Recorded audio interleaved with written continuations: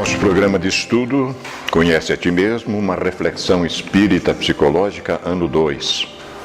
Série psicológica de Joana de Ângeles, um módulo 6. Nós estamos trabalhando a sombra, né? E a aula 3 será a sombra e as dificuldades na vivência do Evangelho. Hoje nós vamos ter uma aula inaugural especial, depois o nosso Wagner vai apresentar o nosso condutor. Separamos aqui para nós meditar a primeira reflexão, uma lição chamada Reencarnação e Progresso. As existências físicas encontram-se organizadas por meio de vigorosas injunções que resultam das reencarnações, em cujas malhas os espíritos se prendem a necessidades de que somente a duras penas conseguem liberar-se. O somatório das experiências individuais e dos grupos que se estruturam ao largo do tempo proporciona libertação ou algema emocional, cujos elos impõem renascimentos felizes ou desventurados, em ciclos que se alongam pelos tempos, até a perfeita integração dos envolvidos na problemática, no equilíbrio e na ordem gerais que mantém a harmonia superior do cosmos. Nenhuma fraude que passe imune à regularização ou astúcia alguma que se não desmascare.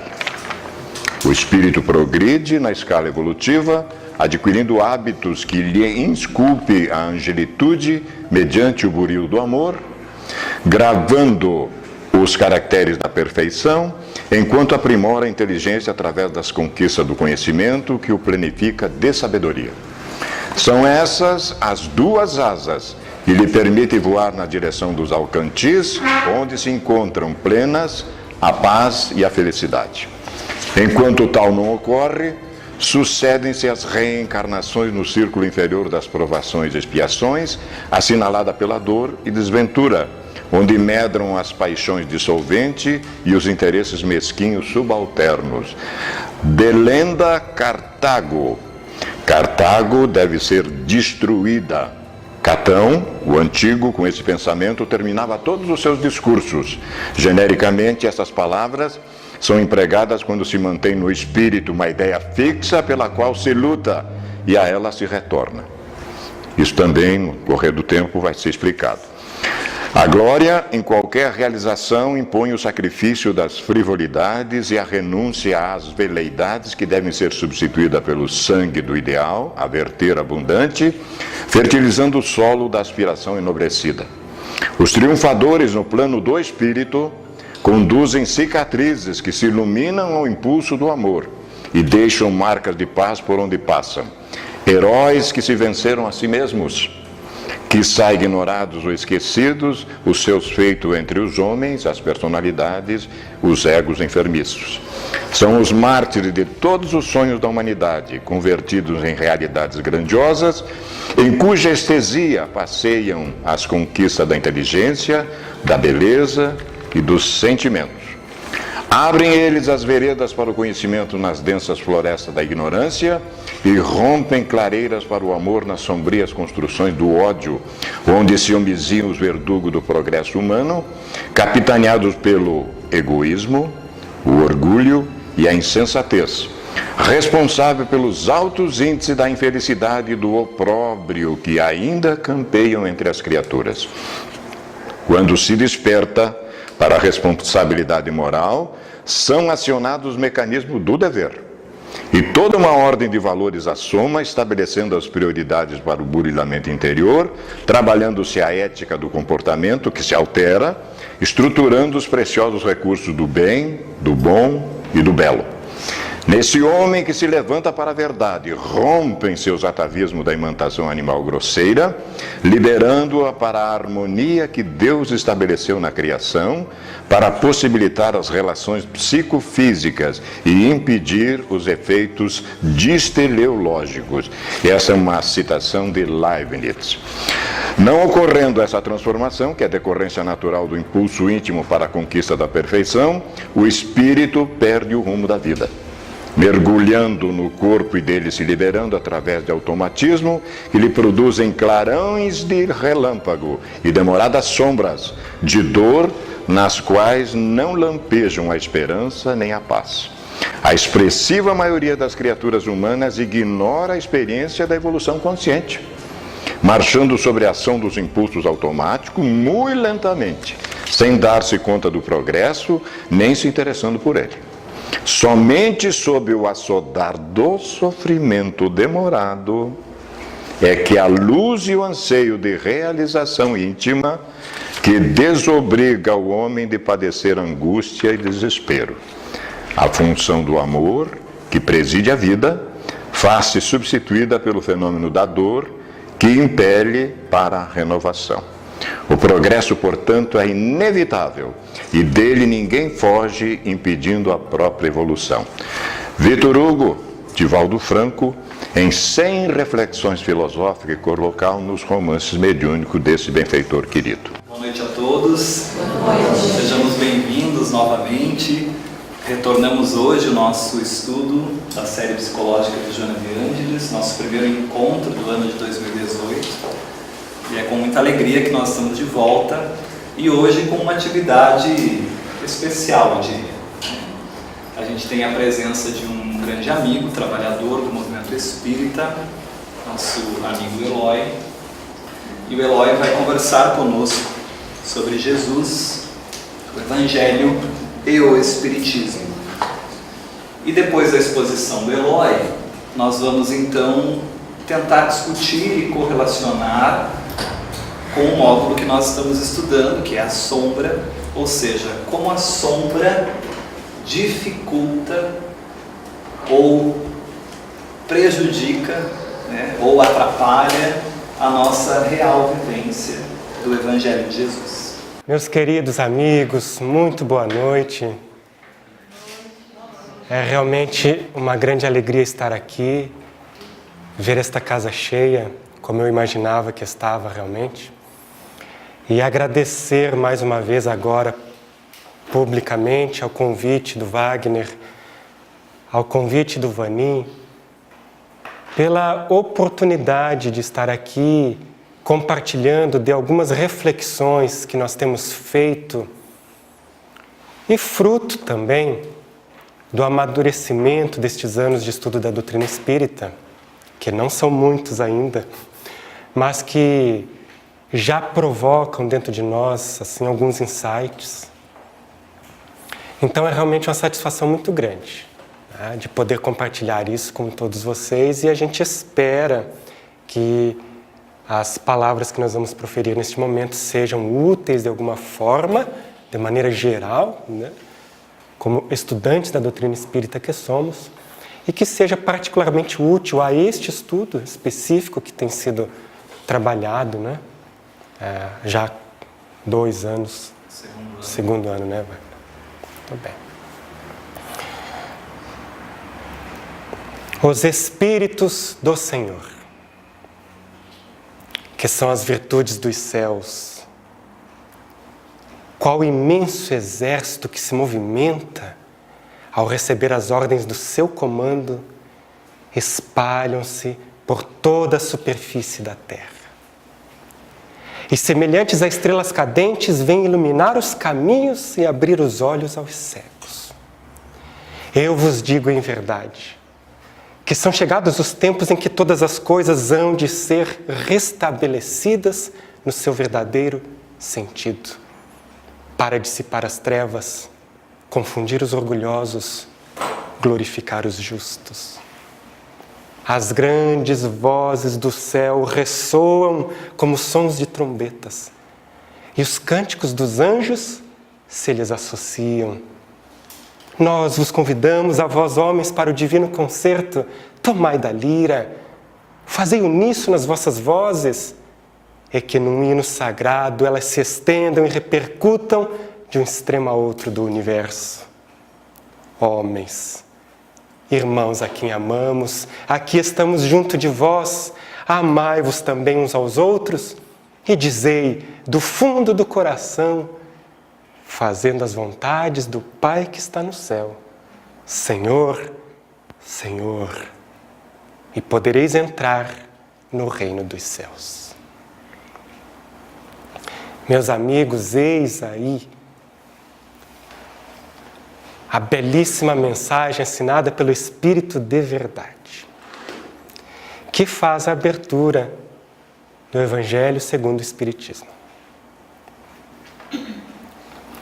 Pouco abaixo da mensagem, nós vamos encontrar uma pequena nota de Allan Kardec, onde ele vai dizer o seguinte, que a instrução acima, transmitida por via mediúnica, resume a um tempo o verdadeiro caráter do Espiritismo e o objetivo desta obra, razão pela qual está colocada aqui como prefácio.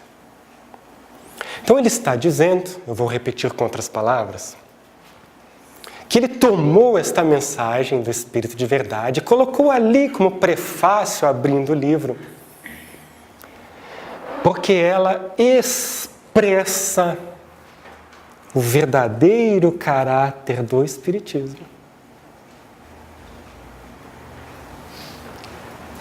que é revelação divina e humana. Mas, ao mesmo tempo, ela expressa o próprio objetivo do livro. E é sobre este objetivo do livro que nós gostaríamos de falar hoje com vocês. E, de fato, se a gente retorna à mensagem do Espírito de Verdade, nós vamos perceber que o objetivo da obra está ali explícito. Especialmente neste pequeno trecho onde ele diz assim: eu vos digo em verdade que são chegados os tempos em que todas as coisas hão de ser restabelecidas no seu verdadeiro sentido. Cabe aqui uma pausa, porque afinal de contas, por que as coisas precisam ser restabelecidas?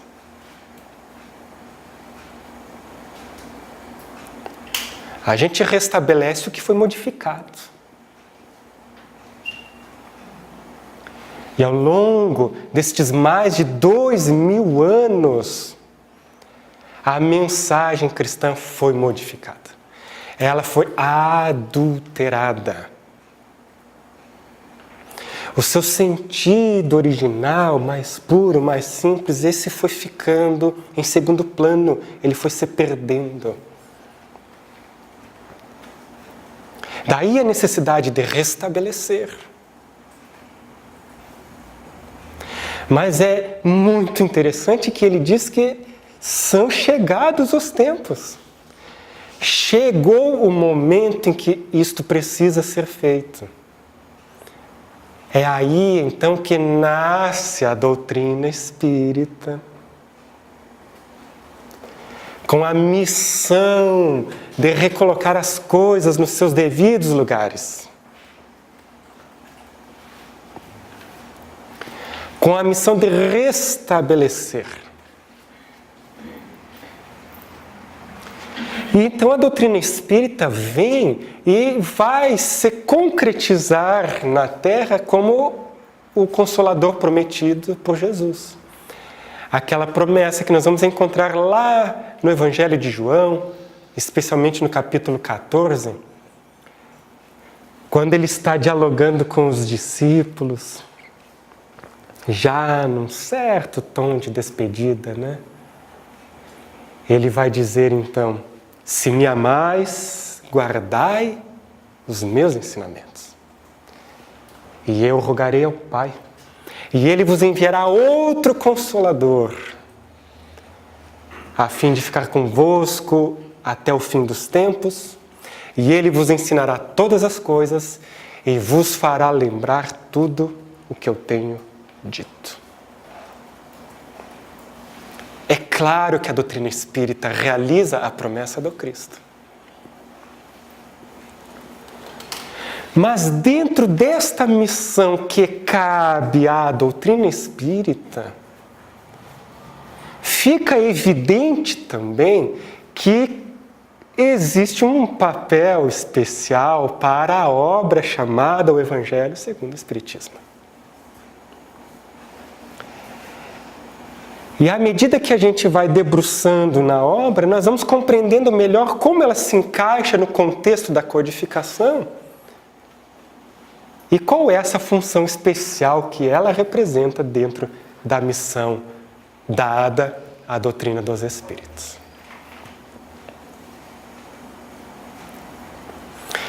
Para a gente avançar um pouquinho mais, então, vocês são sempre sérios assim? É assim, vai? Eu não sei se é para ficar feliz ou ficar assustado. Tá tudo bem aí, gente?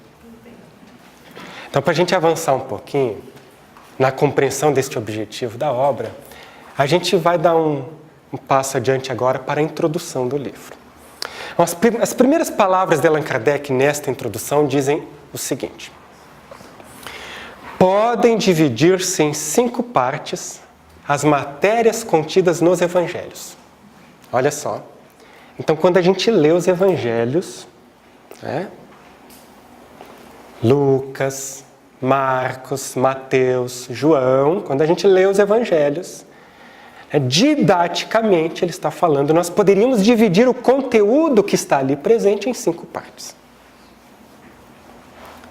Os atos comuns da vida do Cristo, os milagres, as predições, as palavras que foram tomadas pela Igreja para o fundamento de seus dogmas e o ensino moral. Então ele vai explicar nesta primeira parte da introdução que estas 4 partes, vamos dizer assim, estes 4 conteúdos ali presentes, sempre foram causa de controvérsia. Mas o ensino moral não. Este sempre se conservou inatacável, diz ele. Porque todos reconhecem, a sublimidade do ensino moral do Cristo, a beleza e a necessidade. Isso todos reconhecem. Por isso o ensino moral do Cristo, ele vai dizer, poderia ser o estandarte sobre o qual todas as crenças poderiam se unir.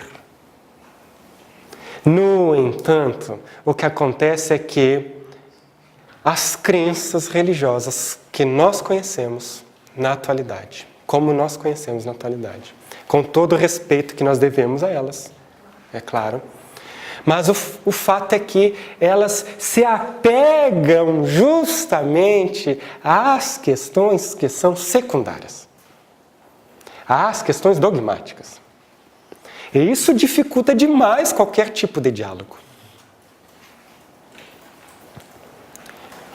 A própria doutrina espírita tem opinião formada sobre estas questões. Predições, milagres, etc.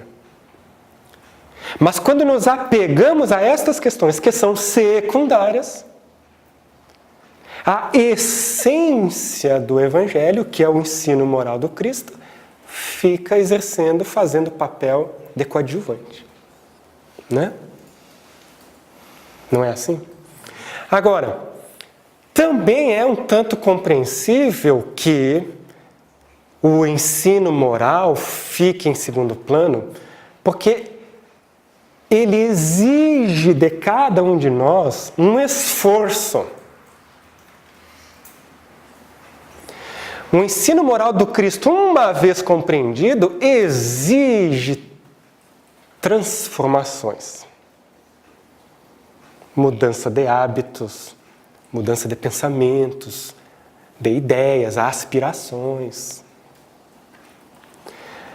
E a gente sabe que não são todas as pessoas que estão interessadas em fazer mudanças. Mudar hábitos, atitudes, ideias.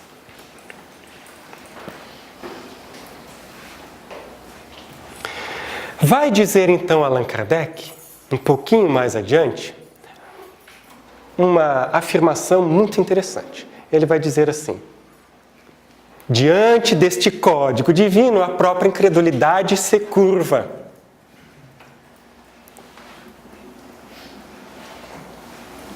E aqui eu queria fazer um parênteses, tá?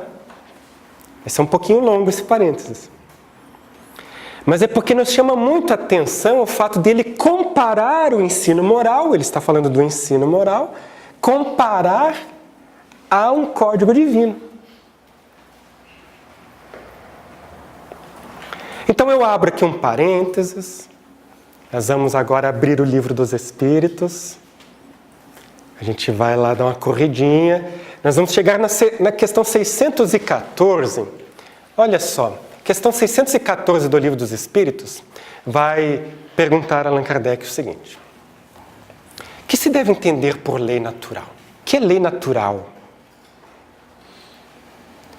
Essa pergunta de Allan Kardec tem raízes filosóficas. E ele era um profundo conhecedor da filosofia do seu tempo, contemporânea e dos antigos filósofos. Então, quando a gente observa as organizações sociais, a gente vai percebendo que o homem sente necessidade de definir certas regras, ainda que implicitamente, mas certas regras são necessárias para a convivência. Não é verdade? Ou não são? São. Então, certas regras são necessárias. Então, desde os grupos, as tribos, as sociedades, definem regras para facilitar o convívio. Mas os filósofos sempre observaram que estas regras se modificam com o passar do tempo. E também sempre observaram que elas se modificam de uma sociedade para outra. Elas não são necessariamente iguais. Na verdade, não são iguais. Então, a questão que ficava na cabeça deles era a seguinte: mas será que existe alguma lei que pudesse ser aplicada a todos os homens e em qualquer tempo? Portanto, será que existe uma lei que esteja na natureza, aplicável a todos e a todas as circunstâncias? É uma questão assim profunda.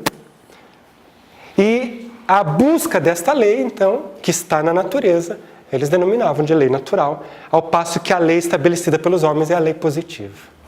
Então, quando Allan Kardec vem, ele vai perguntar aos espíritos, na questão 614, que se deve entender por lei natural. Existe uma lei natural, uma lei na natureza, aplicável a todos os homens, em todos os tempos? Será que existe? Que se deve entender por isso?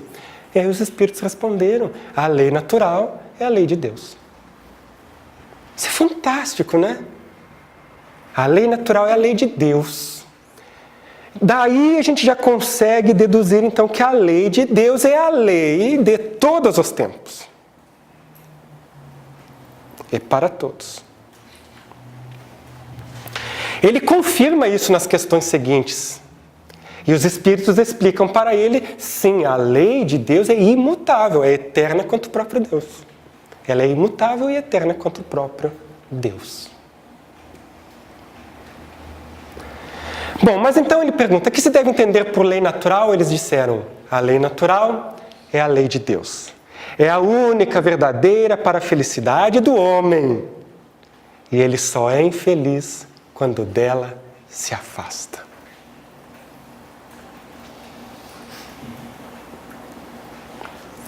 Então a lei, agora que quando eu falar lei nós estamos falando da lei divina, a lei é a única verdadeira para a nossa felicidade. Vejam só, então à medida que nós nos afastamos da lei, a gente vai semeando, colhendo infelicidade. À medida que nos afastamos, vamos semeando e colhendo infelicidade. À medida, no entanto, que vamos nos reaproximando da lei, semeando, colhendo mais felicidade. Né? Ora, falando assim pode parecer um pouco abstrato, mas se a gente começar a lembrar então que a lei divina, né, conforme resumida em O Livro dos Espíritos, é a lei de justiça, de amor e de caridade, aí começa a ficar um pouco mais palpável. Significa o quê? À medida que o meu proceder vai se ajustando, né, à justiça, ao amor e ao exercício da caridade, eu vou andando de encontro à felicidade. À medida que o meu proceder vai afastando-se da lei de amor, de justiça e de caridade, obviamente, eu vou andando cada vez mais distante da felicidade. Certo? Alguém aqui está em busca da felicidade? Quem não está? Todos estamos? Obviamente está ali o facinho, viu, gente? O único caminho verdadeiro e infalível é esse. Agora, uma questão que deve vir à cabeça é o seguinte, né? Que a lei de Deus é um código.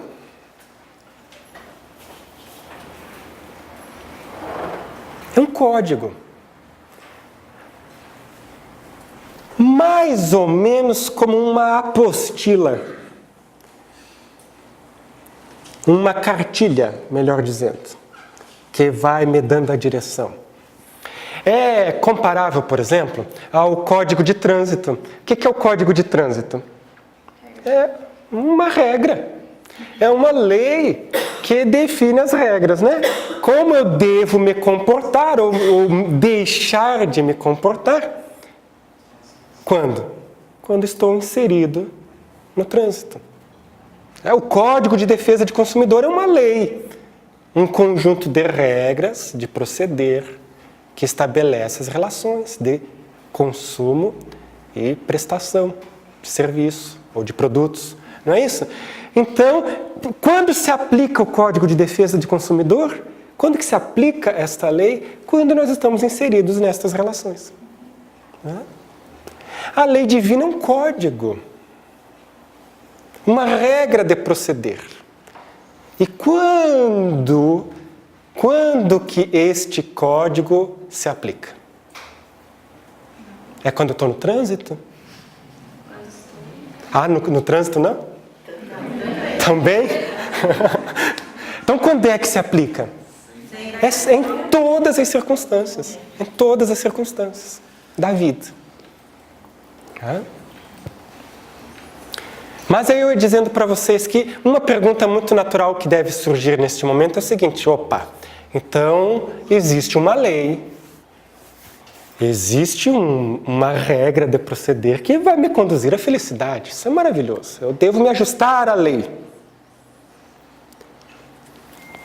Como que eu faço para conhecer a lei? Como é que eu faço para conhecer? Como que você faz? Eu quero que vocês me expliquem. Como é que vocês fazem para obedecer às regras de trânsito? Como? Estudo. Tem que conhecer. Ótimo. Então você tem que conhecer. Tem que baixar a lei, né? Ir para a autoescola, tal, fazer direitinho. Tá? Como que eu vou cumprir um determinado conjunto de regras que eu não conheço?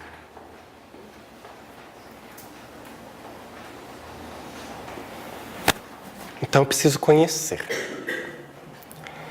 Não é por outro motivo que lá um pouquinho mais adiante, na questão 621, ele vai fazer a seguinte pergunta agora aos espíritos. Ele quer saber onde está escrita a lei de Deus.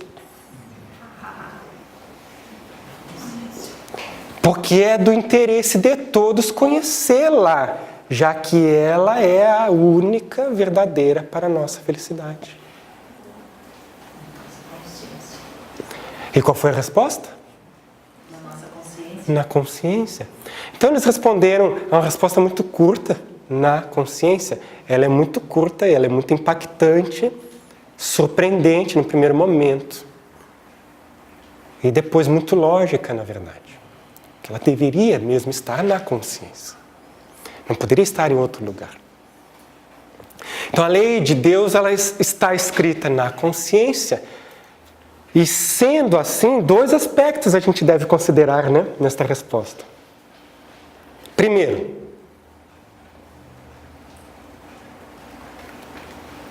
se está escrita na consciência de cada um de nós, todos nós temos acesso a ela.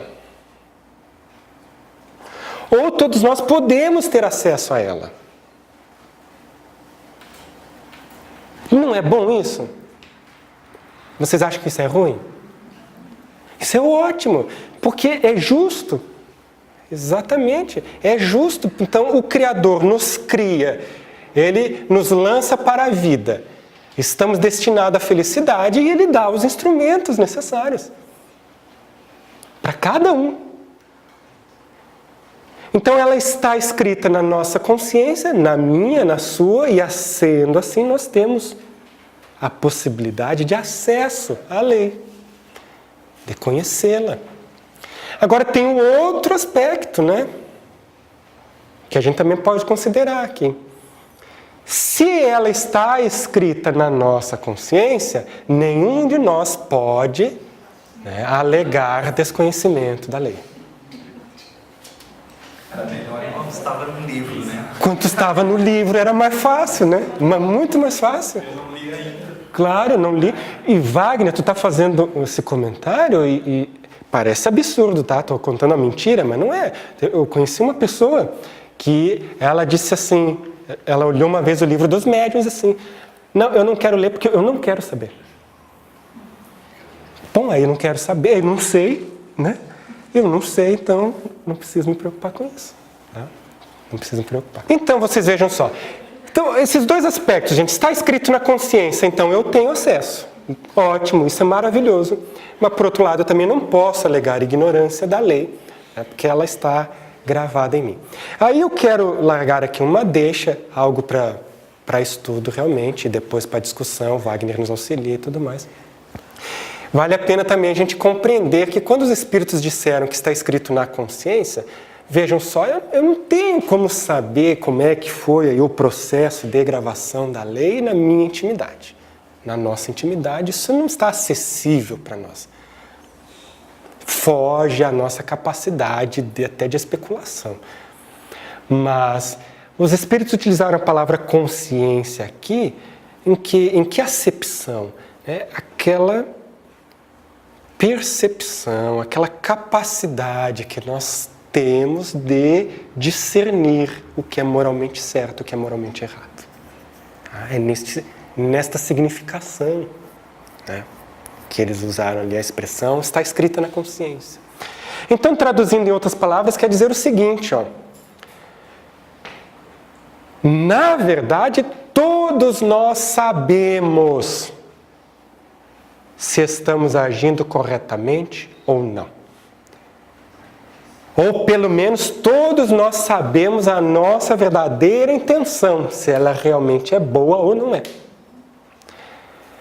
Lógico que aí vem toda uma arte que nós viemos desenvolvendo ao longo do tempo para, né, sofismar, tá? Sofismar, né? Mas lá no fundo a gente sabe a nossa verdadeira intenção, se ela é boa, se ela não é, porque a lei está gravada. Ok?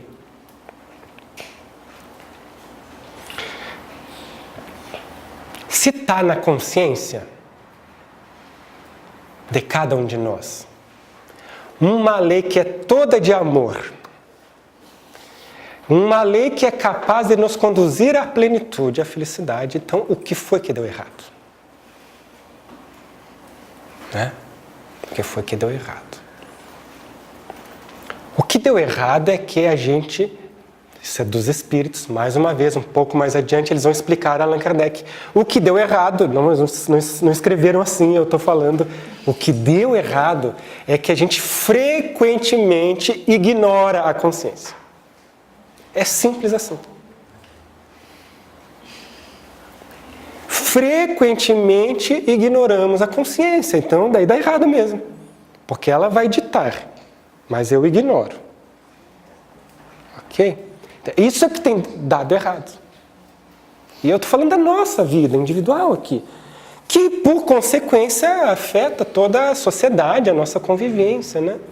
Então a gente vai fazendo o quê? Ignorando a consciência, a gente vai semeando infelicidade no nosso caminho, colhendo infelicidade, e como se não bastasse, a gente vai auxiliando aí na infelicidade alheia, né? Porque estamos convivendo, tá? E vai se infelicitando. Como nós frequentemente ignoramos a consciência, de tempos a tempos, Deus envia alguns de seus missionários, seus mensageiros, para nos fazer lembrar. E foram vários, graças a Deus. Foram vários. Vários espíritos em condições mais adiantadas espiritualmente vêm à Terra fazer lembrar as leis divinas, já que nós as ignoramos. Nos fazendo lembrar pelos seus ensinos, sobretudo pelos seus exemplos. Né? É um verdadeiro trabalho esse, de formiguinha, um verdadeiro trabalho de despertar da humanidade, de educação. Então, alguns espíritos encarnam e desempenham a sua tarefa mais localmente, porque eles vão influenciar a 1, 2, 3 ou 4 em torno dele. Outros encarnam e vão influenciar verdadeiras coletividades. Né? De todo modo, a missão é a mesma, só a escala muda. É um trabalho de despertar. Muitos fizeram isso. E mais uma vez, então, o investigador incansável, o pensador incansável, Allan Kardec vai perguntar, agora um pouquinho mais à frente, a famosa questão 625. De todos estes, qual foi o mais perfeito? De todos estes, qual podemos tomar como guia e modelo? Porque é óbvio que muitos vieram, mas será que todos eles cumpriram integralmente com a missão? Será que em algum momento não falsearam alguma coisa ali, outra ali? É óbvio que sim. E daí ele pergunta, qual é o mais perfeito então? Qual deles me servirá de guia e modelo? E aí a resposta que todos nós conhecemos, vede Jesus. Né? Vede Jesus, olhai para Jesus, pensai em Jesus. Bateu a dúvida, você consulta a consciência e ainda não tem certeza, pensa em Jesus. Ora para Jesus. Se espelha em Jesus.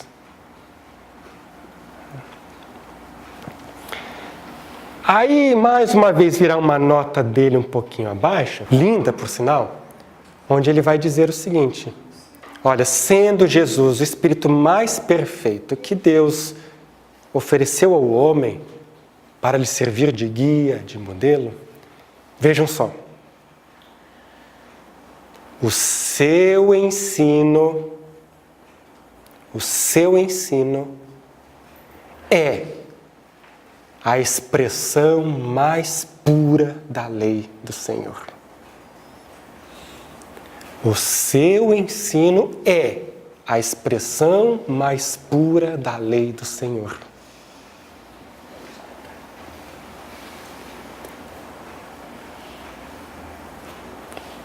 Podemos fechar o parênteses? Fecha o Livro dos Espíritos. A gente volta à introdução do Evangelho segundo o Espiritismo. Aí ele vai dizer, diante deste código divino, né? Então o ensino moral do Cristo é verdadeiramente o código divino. Porque é a expressão mais pura da lei do Senhor. Então, isto quer dizer, eu vou insistir mais um pouco, nenhum espírito na Terra foi capaz de ensinar e viver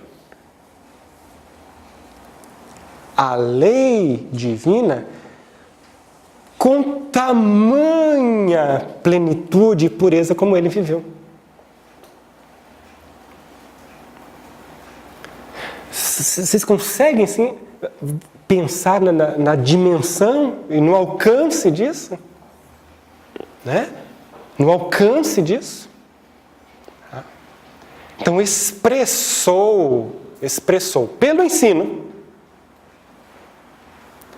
expressou pela vivência, de maneira pura, a verdadeira lei. A lei é aquela que conduz à felicidade. Então, meus amigos, mais uma vez eu vou aqui agora para o Evangelho segundo o Espiritismo. Eu vou abrir aqui a introdução, deixo vocês com as palavras agora literalmente. Aqui um pequeno trechinho, olha só. Para os homens em particular, constitui aquele código uma regra de proceder. Vocês estão vendo? Então, do que é mesmo que ele está falando? Constitui aquele código, que código? O código divino, que foi devidamente ensinado e expresso por quem na Terra? Por Jesus. Então ele está comparando o ensino de Jesus a este código divino, tá? Então olha só, para os homens em particular, então aqui, para mim, tá? Para a Adriane, aqui, ó, este código constitui uma regra de proceder. Regra de conduta.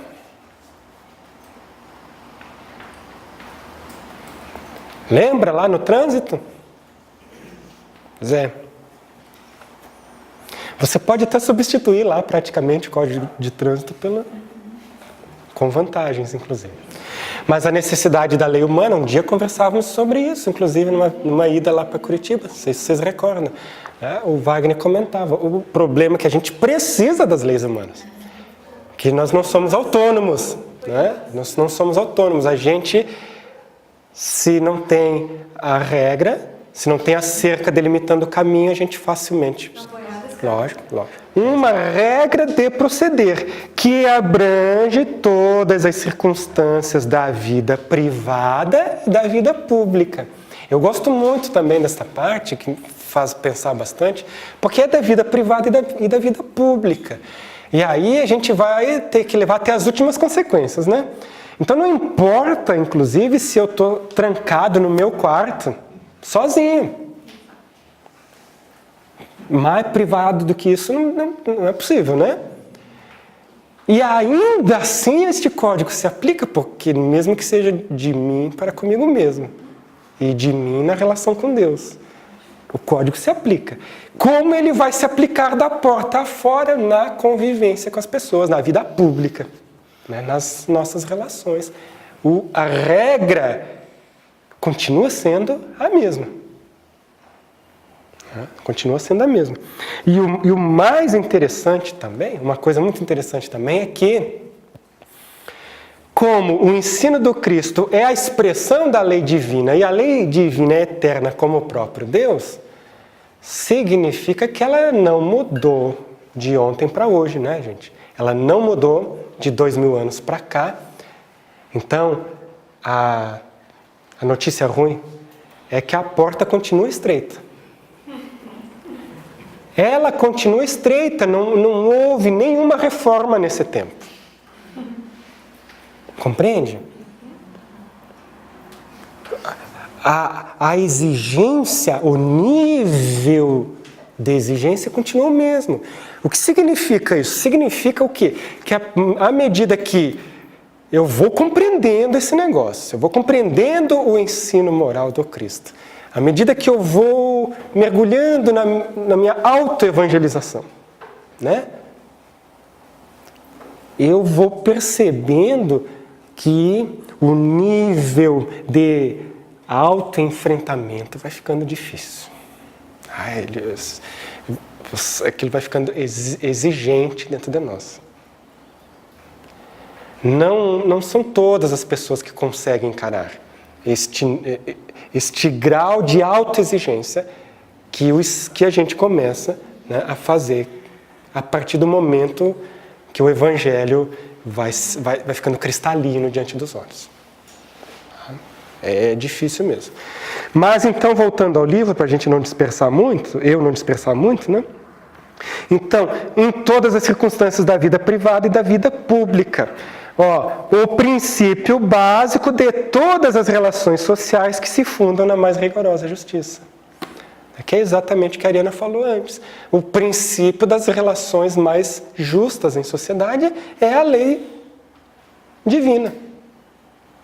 Então, é claro, nós estamos aqui vivendo em sociedade, a gente precisa a gente precisa fazer a parte que nos toca dentro da sociedade, a gente precisa fazer a parte que nos toca no trabalho, a gente precisa fazer escolhas, porque as eleições chegam, cada um fará suas escolhas conscientemente, a gente precisa de um esforço conjunto de construção de uma sociedade melhor. Mas o fato, assim, em suma, é o seguinte: só haverá esta sociedade justa quando ela for fundada plenamente na lei de Deus. Até lá a gente vai vivendo ainda arremedos, de felicidade, arremedos de justiça. É finalmente e acima de tudo o roteiro infalível para a felicidade, de acordo com a resposta que os Espíritos haviam dado para ele. É finalmente e acima de tudo o roteiro infalível para a felicidade vindoura. Então não é para ter sofrimento? Não é para ter.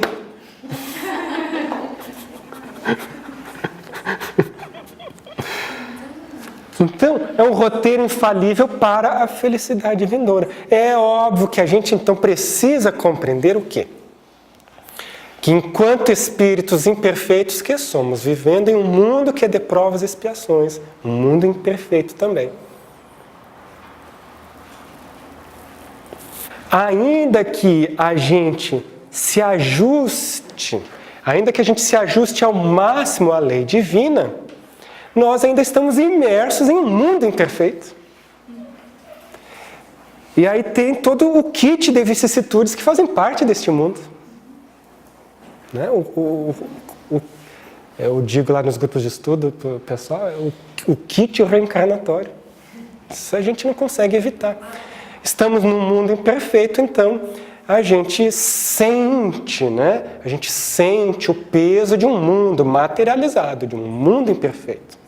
Um mundo em transformação ainda. Então é óbvio que, ainda que eu consiga me elevar e aumentar a soma de felicidade que eu sinto dentro de mim, é fácil a gente entender que aquela felicidade sonhada, aspirada, a plena, ela não está aqui na Terra. Ela ainda não está ao nosso alcance na Terra.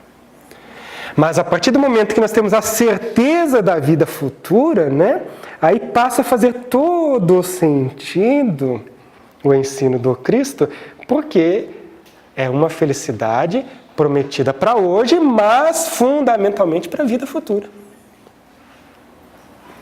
Tá certo? Aí, lógico, então aí as bem-aventuranças elas ganham outro aspecto, amplia-se demais o horizonte.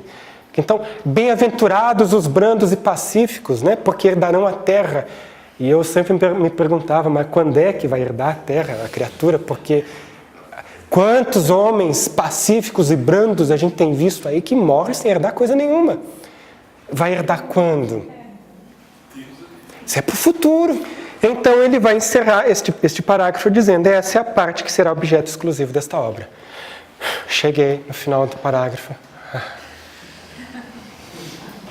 Esta é a parte que será objeto exclusivo da obra. Quer dizer, então ele está dizendo aqui na última frase do parágrafo que o Evangelho segundo o Espiritismo vai tratar exclusivamente do ensino moral do Cristo. Todo o restante vai ficar de lado. Ok? Isso está claro, gente? Está tranquilo aí? Ótimo. Então, este livro aqui, não trata de milagres. Não vai discutir os milagres de Jesus, não vai discutir as predições que ele fez, não vai discutir nada disso. Os dogmas, nada. Vai discutir a essência do Evangelho, que é o ensino moral do Cristo. E portanto, a expressão do código divino. Ok? Até aqui? Muito bem. Aí então vai explicar Allan Kardec mais à frente o seguinte. Até aqui tudo bem, eu vou tratar do ensino moral do Cristo.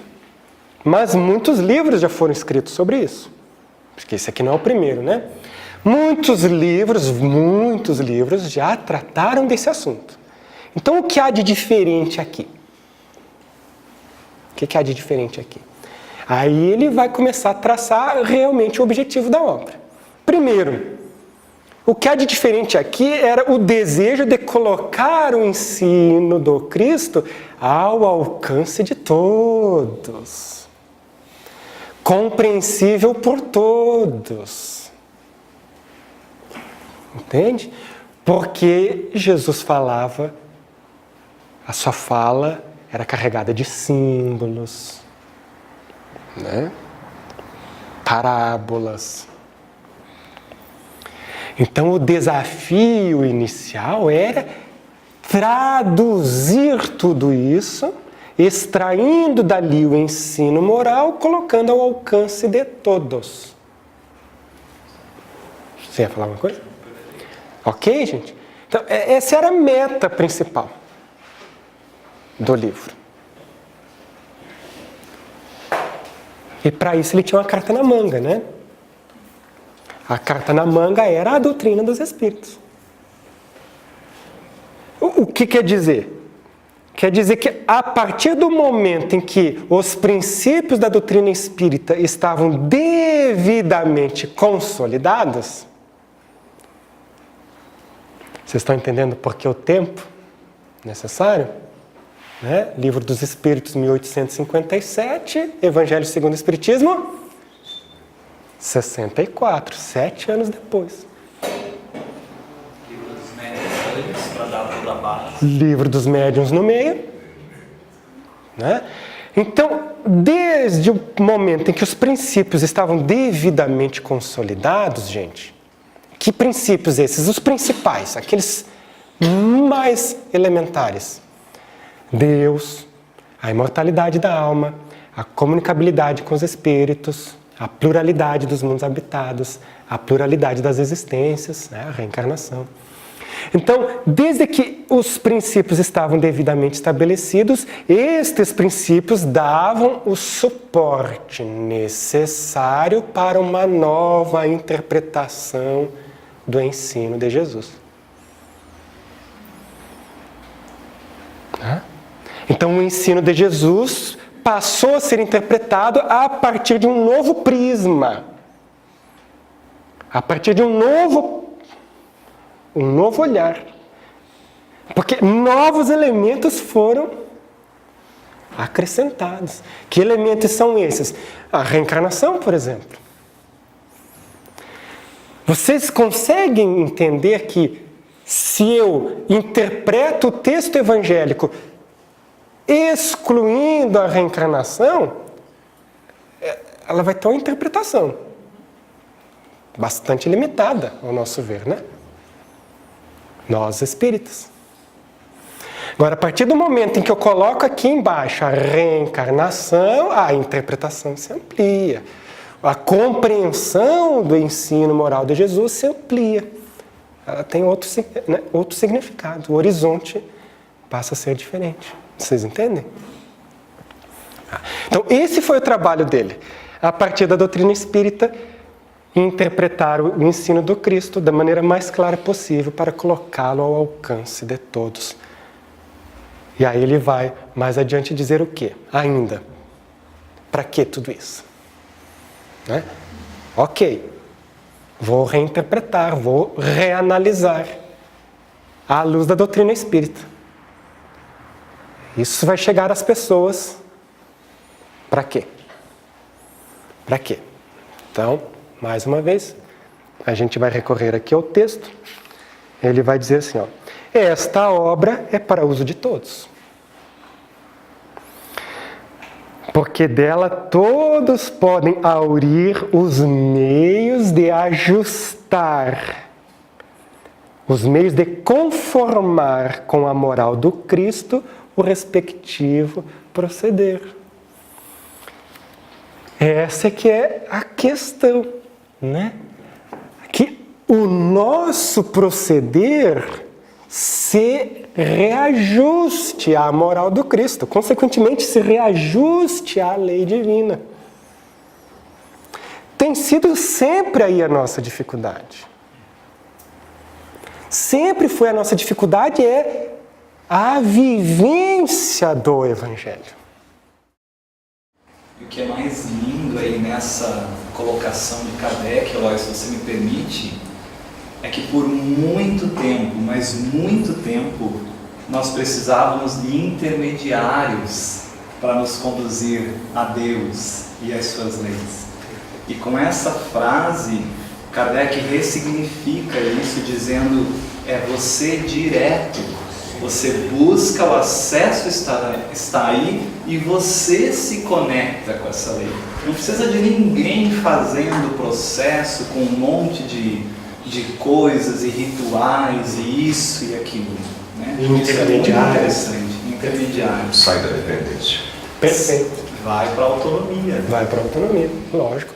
E vai também para a tomada da responsabilidade. É de uso comum. É para todos que quiserem ter Perfeito. acesso. É exatamente isso, gente. Ficou claro? Ficou claro para vocês? Né? Então aí a gente vai chegar na questão que eu acho que é essencial aqui para a noite de estudo. A gente já tinha mais ou menos trocado aí umas fichas antes, né? Que é uma questão essencial, é que até aqui a nossa dificuldade tem sido a vivência de tudo isso, a vivência do Evangelho. Né? Este reajuste, esta conexão, esta religação, que pode ser traduzido no nosso sentimento de religiosidade, esta religação. A vivência do Evangelho é que vai nos garantir a felicidade. Compreende? Então, a primeira etapa, a etapa do esclarecimento, nós particularmente não podemos mais reclamar. Nós podemos dizer que boa parte de nós aqui somos os rebeldinhos, né? Os filhinhos rebeldes. Eu tenho colhido aí o depoimento das pessoas. Não, eu era católico, mas nunca gostei, não me ajeitava lá. Eu era evangélico, mas eu ia de uma igreja para outra. Os rebeldes, né? Os mais rebeldinhos, não se ajusta mais. Ok, mas são os filhinhos mais difíceis. Eu digo isso por quê? Porque eu particularmente, conheci pessoas de outras denominações religiosas, gente que vocês não têm noção o que era aquilo. Vocês não têm noção do que é a pessoa viver a crença. Eu conheci um rapaz em Minas Gerais, que nunca mais esqueci dele, sou amigo dele até hoje, católico, de berço, daquele de participar dos eventos na igreja. Gente, o trabalho que ele fazia, ele com 20 e poucos anos de idade, não tinha 30 ainda, o trabalho que ele fazia de assistência a crianças carentes lá no interior de Minas Gerais é uma coisa maravilhosa. Só que é mais do que isso, tá? Experimentar, se você apertar a mão daquele rapaz, você sai encantado. Com o olhar, com aquela energia assim, que sabe? Pacificador. É um olhar incrível, entende, gente? É disso que eu estou falando. Então nós, os rebeldinhos, não podemos mais agora dizer que não sabia, não sei, eu esqueci da consciência, mas aqui o livro chegou às nossas mãos, chegou às nossas vidas. Agora o desafio que tem sido de todos nós. Ninguém aqui mais é bobinho de me olhar como guru, né? Por favor. O desafio é de todos nós, eu, em primeiro lugar, da vivência do Evangelho. Para encerrar e abrir para discussão, e aí os comentários do Wagner também agora, eu só queria ainda dizer o seguinte. Então ele termina a primeira parte da introdução dizendo isso, que a obra é para todos, para que possamos todos nós nos reajustar à moral cristã, a moral cristã, e vai dizer a ele ainda que este livro também está aqui para consolar.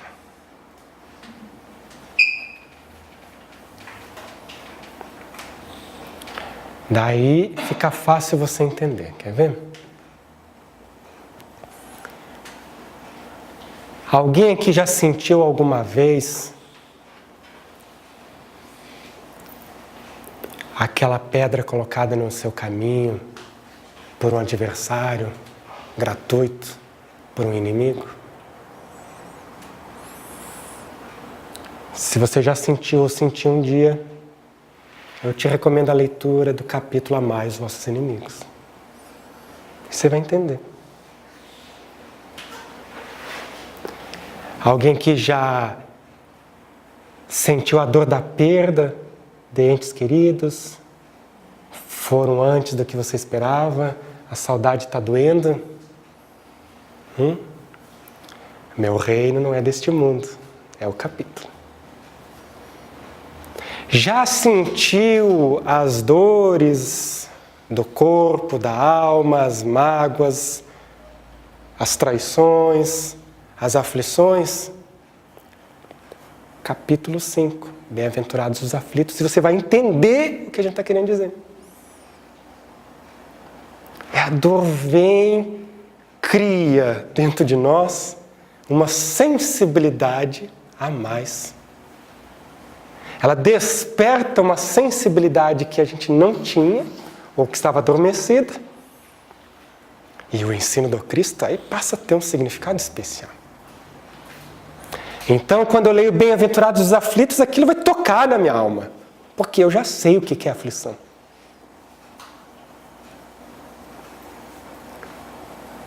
Quando eu leio que a fé transporta montanhas, aquilo vai vir fundo no meu coração, porque eu sei o que é a falta de esperança. Então, este livro é também para todos nós, porque na realidade todos nós somos aflitos. Somos, né? Trazemos cada um de nós aí as suas marcas. Algumas mais bem cicatrizadas, outras menos. Então, este livro, meus amigos, é também para tudo isso. Então vamos trazer aqui um questionamento para nós refletirmos, que o Eloy pontuou muito bem e reforçou várias vezes aí durante a exposição, né? Não há como alegarmos ignorância da lei, uma vez que a lei faz parte integrante do espírito imortal. No momento em que o princípio inteligente deixa de ser princípio inteligente para ser espírito imortal, uma das características é a noção ético-moral, né? A discriminação ético-moral. E aí esse DNA divino está em nós, fruto desse Criador que nós somos. Nós podemos entender aí na visão psicológica que a lei divina está inscrita no self. Por isso é uma consciência que não é egóica. É uma consciência que transcende berço, túmulo. Ela antecede o berço e ela transpõe o túmulo. É uma consciência atemporal, não é uma consciência egóica, né? Então essa consciência, essa lei divina está no self. Então nós sabemos, e o Eloy pontua muito bem, mas não vivemos. E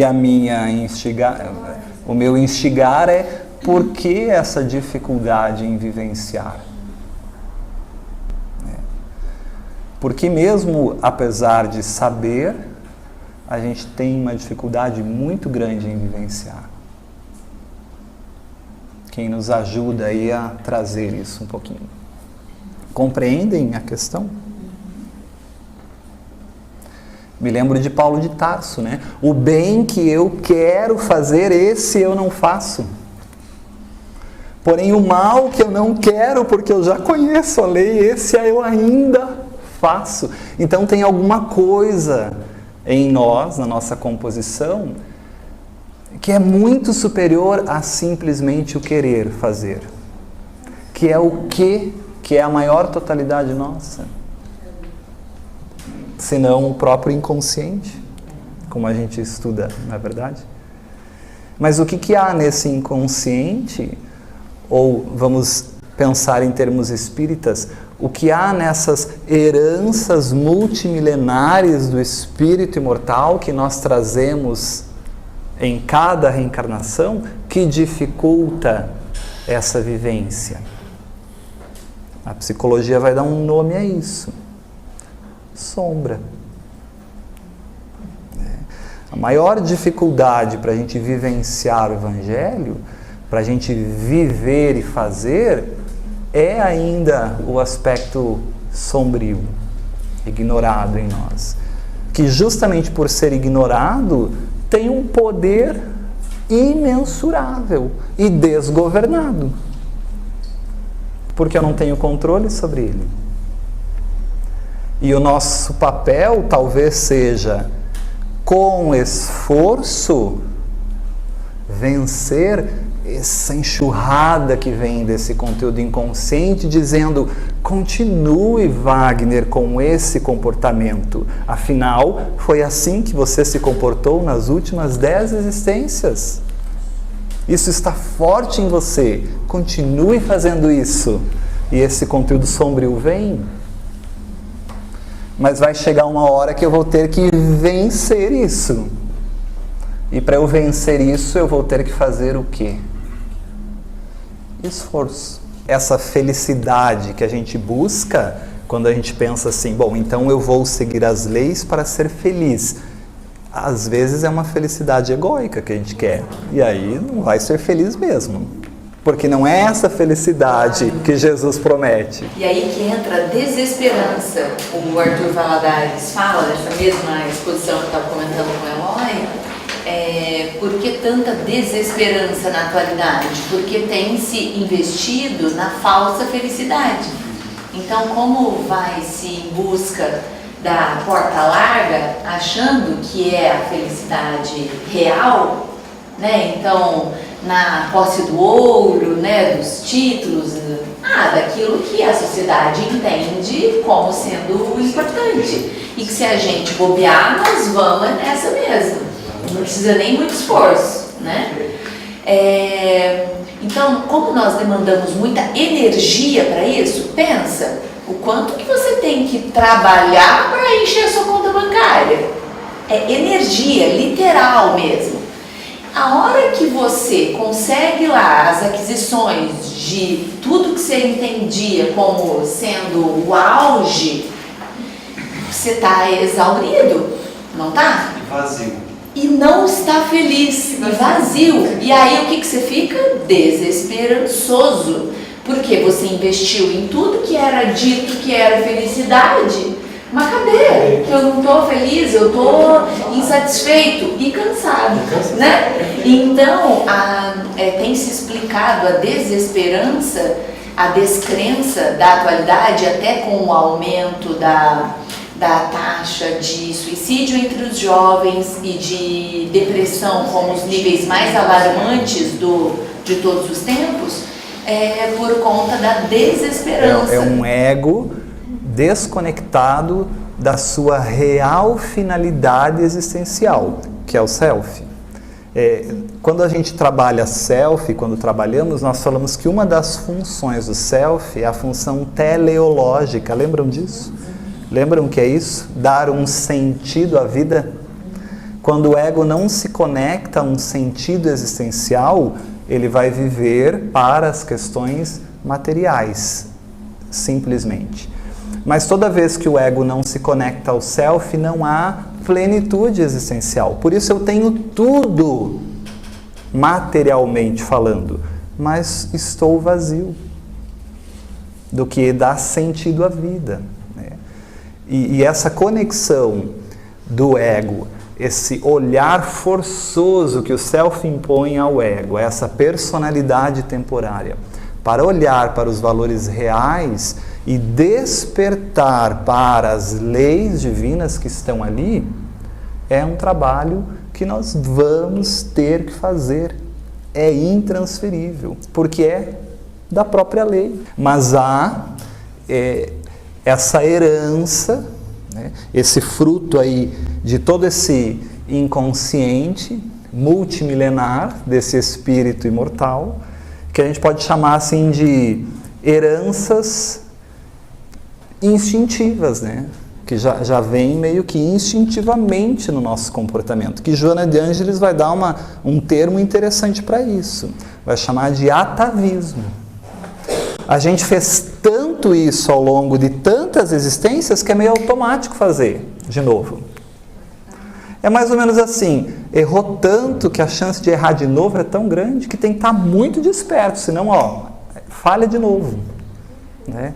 Então, esse atavismo é um grande problema. Essa tendência a persistir naquele comportamento egóico. Porque desde a nossa origem, o ego se impõe ao self. A gente luta para se conservar. A gente luta para não morrer, a gente luta para salvar a nossa família na caverna. É só luta para mim e para os meus.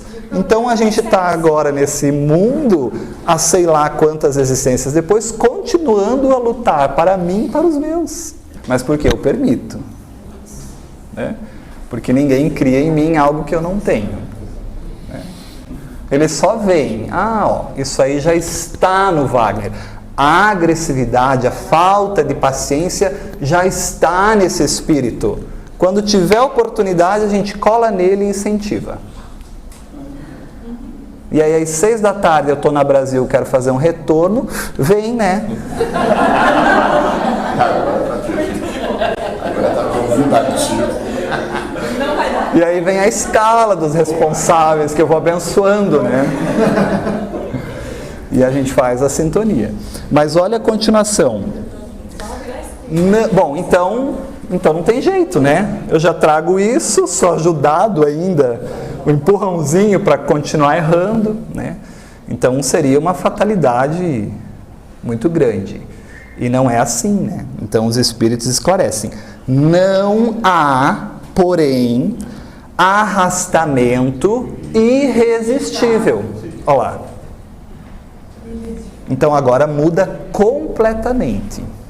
O Wagner tem a tendência e ele escolhe se ele quer continuar fazendo ou se ele quer vencer isso. Aí vai entrar uma palavrinha aí que o Eloy falou: esforço. Então não há, porém, arrastamento irresistível, uma vez que se tenha a vontade de resistir.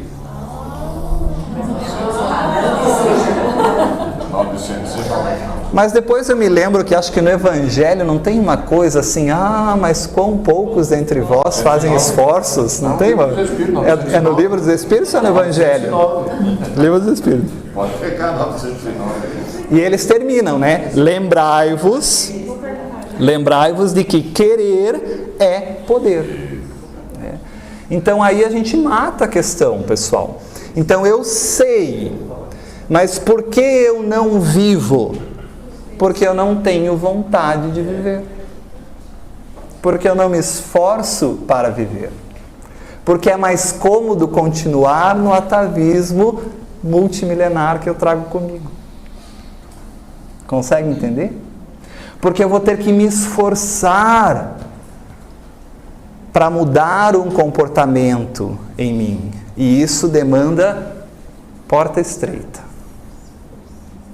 Porque eu vou ter que me esforçar para vencer o meu orgulho, para dar o primeiro passo numa reconciliação, mesmo sabendo conscientemente que aquela responsabilidade, que aquela culpa não era minha. Mas isso é o que menos importa, porque tem algo maior que a reconciliação. Vocês entendem onde eu quero chegar? Então, tem que ter vontade. Essa palavra escolhida por ele é vontade, o desejo. Os espíritos lá na escala espírita, quando vão descrever os espíritos superiores, os espíritos puros, eles vão dizer o quê, né? Uma das características deles é o desejo permanente do bem. A vontade constante do bem. Como que Joana de Ângeles vai chamar isso que nós vamos abordar semana que vem? Essa vontade permanente em fazer o bem. Esse desejo por vencer uma má tendência. Que Kardec também vai dizer para nós, né? Esse é o comportamento do verdadeiro espírita. Esse esforço, porque não é fácil. É um esforço contra toda a sombra, herança atávica. Né? Não se muda comportamento do dia para a noite. Mas também eu não chego no final se eu não começar a andar. Então pode ser que você tenha que contar até 10, o outro até 1000. Mas esse que conta até 1000 para não explodir a raiva no outro, uma hora vai contar até 10, uma hora nem vai mais sentir essa emoção, raiva. Né? Mas aí nós estamos falando de um espírito como Cristo, que iluminou toda a sombra, que não tem mais sombra, que domina e conhece todo esse inconsciente, que desenvolveu plenamente toda a potencialidade do self, que é integrado, né? É o estado luminoso. Então isso tem a ver, Joana de Ângeles vai chamar de nível de consciência. Qual é o meu nível de consciência? O quanto eu me esforço para fazer aquilo que eu já sei que deve ser feito. Isso é muito interessante. Depois a gente discute melhor isso mais adiante. E aí, um pouquinho mais à frente, no próprio Livro dos Espíritos, tem uma outra pergunta. Aí chegamos aí. Eu tinha lido, mas aí não... 909. Poderia sempre o homem... Veja a sequência perfeita, né? Que a gente pulou umas questões aí. Mas se trabalhar todas elas, a gente pode abordar a sequência lógica do questionamento. Como Kardec pensa e conduz o raciocínio. Então, ele pede um pouco acima, lá na questão 845, se não constitui um obstáculo tudo isso que eu trago como herança pré-instintiva em mim, antes do nascimento. Né? E um pouquinho adiante ele vai dizer assim, poderia sempre o homem, já que vocês falaram que é a vontade, o esforço, então poderia sempre o homem, pelos seus esforços, vencer as suas más inclinações? Que é para não ter dúvida mesmo, né? E aí os espíritos vão dizer sim. Então, poderia. Então não dá para dizer que eu não consigo. Até porque se eu não consigo, aquilo nem vai vir no planejamento reencarnatório, porque ninguém reencarna para falhar. Eu só vou ter a prova, se eu já estou apto a ser aprovado. Agora, se eu vou ser aprovado ou não, são outros 500. Qual vai ser a minha vontade, o meu esforço em superar nessa existência as más inclinações que eu trago como tendência que me compõe? Então, eles vão responder sim. E frequentemente fazendo esforços muito insignificantes. Tem noção do que é isso? Então, se você está achando que é muito que você tem que fazer, é uma visão egóica de um espírito que ainda tem um nível de consciência muito pequeno em relação ao sentido da vida. E quanto menor é o nosso nível de entendimento da vida, mais facilmente eu sofro, me desespero, me sinto abandonado por Deus, me sinto desamparado, me sinto fraco, que não sou capaz de realizar. É uma desconexão do potencial divino em nós. Eixo ego self de novo. Eu não quero. É tão mais cômodo eu ficar como eu estou, para que a gente possa fazer um exercício prático na nossa vida. E Joana de Ângeles nos ajuda muito nisso, né? À medida que a gente avançar aí nos nossos estudos, a gente vai compreender essas maneiras práticas da gente vencer essas más tendências, né? Mas eu penso assim, vamos de maneira egóica. Então, pensar um pouquinho. O que eu quero para a minha vida profissionalmente? Isso envolve muito planejamento. Isso envolve definir o que eu vou fazer, que escolas eu vou buscar para estudar, aonde eu vou me capacitar naquilo que eu quero fazer, quais são as melhores referências para eu estudar e aprender sobre aquilo, como eu vou gerenciar minha vida pessoal, familiar, para eu conseguir dar conta desses objetivos que eu tenho no aspecto profissional, para eu ser o melhor profissional que eu posso ser, dentro do que o mundo me permite nesse conhecimento. É a mesma coisa na vivência do Evangelho. Qual é a forma que eu tenho que estar vigilante para controlar os meus pensamentos, para reprimir as minhas más tendências? Mas eu só vou conseguir fazer isso se eu me conhecer. Que momentos isso desperta? Que dificuldades são mais evidentes em mim? Porque se eu acho que o egoísmo não faz parte mais de mim, não está na pauta observar as atitudes egoístas que eu tive durante o dia. Não está na pauta, afinal eu não sou egoísta.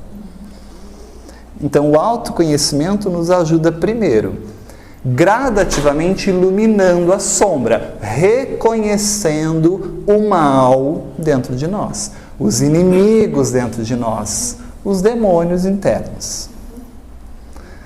E paulatinamente, um esforço consciente para, no momento das situações em que esse mal se apresenta, eu posso mantê-lo o máximo sob controle possível.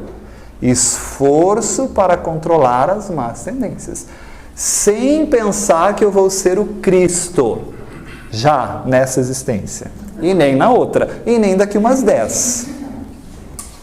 Mas sabendo que quanto mais eu demorar para começar, mais demora para eu chegar. Então, isso me ajuda muito. Essa analogia de quanto a gente busca e se dedica e planeja e organiza porque tem vontade para isso no aspecto profissional, da mesma maneira, essa vigilância no sentido emocional, no sentido do comportamento com o outro, do exercício dessa caridade, né? É uma maneira da gente se policiar em relação a esses aspectos. É mais até uma pergunta do que uma afirmação. Esse primeiro momento de autoconhecimento, quer dizer, da identificação das tendências, é inclusive um tanto humilhante, né? Mecanismos de defesa, né? A gente sempre usa a fuga. Vai dar responsabilidade no outro, nas coisas, no governo, no trabalho, na família. Sempre o outro, nunca a gente. O reconhecimento de uma deficiência. Porque o ego acha que está acima do processo, né? Não, isso os outros têm. Né? Mas quando a gente vê projeção, a gente começa a entender mais esse aspecto. Né? Vocês vão conviver conosco. Despertamos nesta existência. Agradeçam todos os dias, ou todo o mundo espiritual como o mundo físico, agradeçam, porque é realmente algo extraordinário.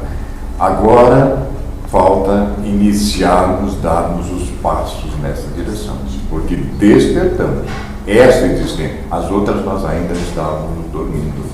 Esta aqui é de capital importância, aproveitá-la o máximo possível até o fim, até o último instante que estivermos aqui, nessa direção de realmente trazermos, reconhecermos essa sombra imensa em nós, que é uma dádiva, o que fez a nossa querida benfeitora, 50 anos de estudo, porque ela viu que a coisa não estava andando. É mais uma ferramenta que nós estamos tendo, a psicologia profunda. Ela nos conquista de tal maneira, e muitas vezes nas palestras que a gente faz, a inspiração nos sugira, fale sobre a moralidade da benfeitora para falar disso. Porque ela, já falamos aqui várias vezes, queimou num poste e viu um filho seu queimando junto. Aliás, antes disso ainda, Jesus já ganhou aquela alma quando conversou com ela sobre o marido, que pediu que ela voltasse para o lar e educasse o filho mais complicado dela, que era o marido. Joana, a última palavra de Jesus para ela, ser fiel. Naquele momento ele ganhou esta alma que tem uma disciplina extraordinária e nos lega isso da questão fundamental do Livro dos Espíritos. É a 919.